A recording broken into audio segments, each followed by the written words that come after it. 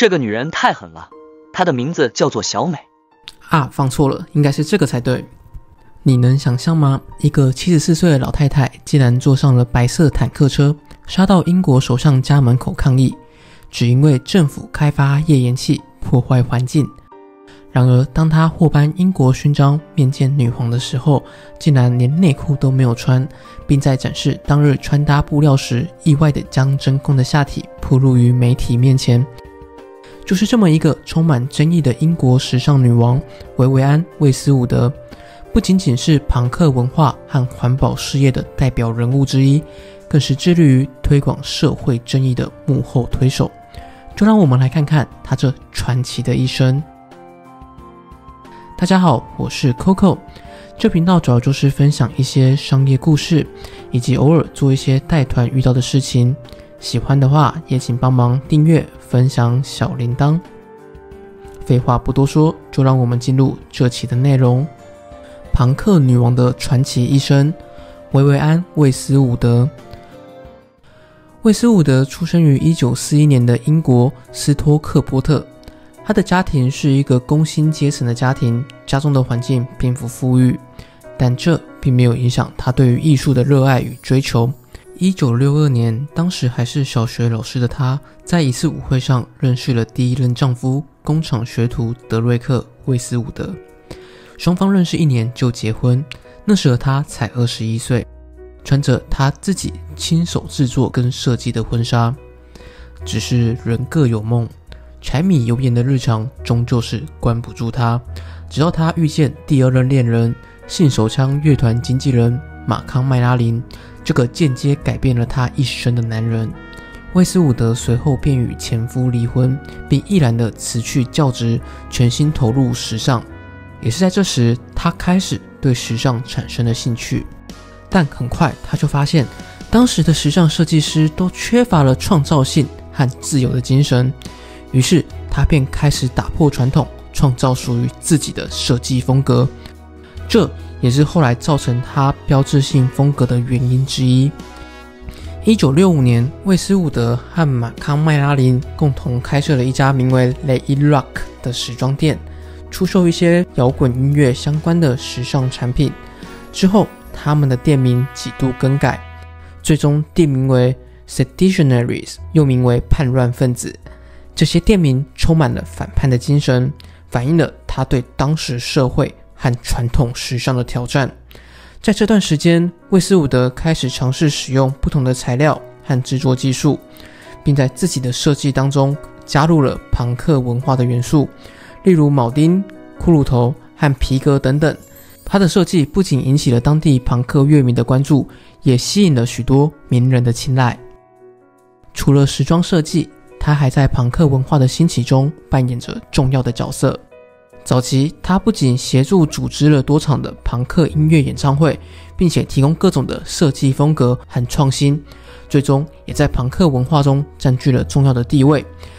他的成就不仅在时装界获得了高度的肯定，也对于英国社会的文化变革产生了深远的影响，并且在全球拥有97家门市，遍布欧洲、亚洲和美国各地。他的设计灵感来自于朋克文化和英国的摇滚乐，设计风格主要就是极度的叛逆和反主流，常常将复古的元素和当代的元素结合在一起，创造出了独一无二的风格。而且他的设计作品非常大胆，时常包括了朋克风格的铆钉、皮革和铁链等标志性元素，但却又擅长将这些文化标签结合17、18世纪的上流社会穿衣特点，创造出了古典但却又前卫的时尚标签。而这却也像他的人生一样，充满了各种矛盾。2006年，一场春季时装秀上，他的模特儿身穿写着“我不是恐怖分子，请别带走我的衣服”走秀，引起现场一片哗然。2008年秋季秀又让模特儿举牌要求政府给予军事监狱囚犯公平审判，再度引起新闻媒体的高度关注。而且在2014年，他更是剃成大光头出席了巴黎时装周，仅仅只是为了呼吁人们重视气候变迁。然而就是这样一个坚持做自己的人，不仅在时尚设计获得无数奖项，在环保事业和社会正义方面更是主要的推动者。他通过自己的设计作品和公开场合的发言，鼓励人们关注社会议题，并积极参与改变社会的行动。从气候变化、环境问题到反对战争、种族主义和性别歧视等的活动，通通都有他的身影。甚至到了高龄74岁的时候，听到政府为了开采资源就要破坏环境，他不仅号召人们前去抗议，更是亲自搭乘白色坦克前往首相门口，就只是为了呼吁政府重视人民的心声。直到他80岁的时候，他依然以自己的力量出席联合国气候峰会的开幕式，与数百位的国家领袖和谈判代表据理力争，为地球的环境持续抗争。然而，这位充满争议与传奇色彩的时尚女王，最终也在去年跟英国女王一样，让自己的人生圆满落幕。孰能想到，她离世前的最后一篇贴文，却还是在部落格上发文痛批 COP27 的气候政策。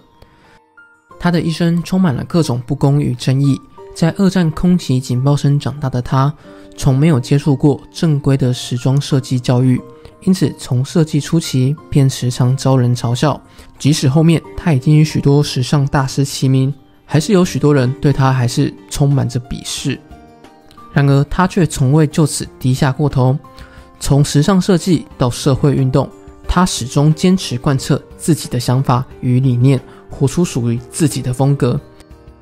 而她的生平也像我们的人生一样，也许会遇到许多挫折，但是当你坚持下去的时候，这些声音都将成为你的养分，让你成长茁壮。而那些嘲笑的声音，也许便是督促你成长的契机。以上就是这期的内容，这期是刚好杂志看到，便顺便去查了一下它的相关资料。喜欢的话，再请帮忙订阅、分享小铃铛。我是 Coco， 我们下次再见。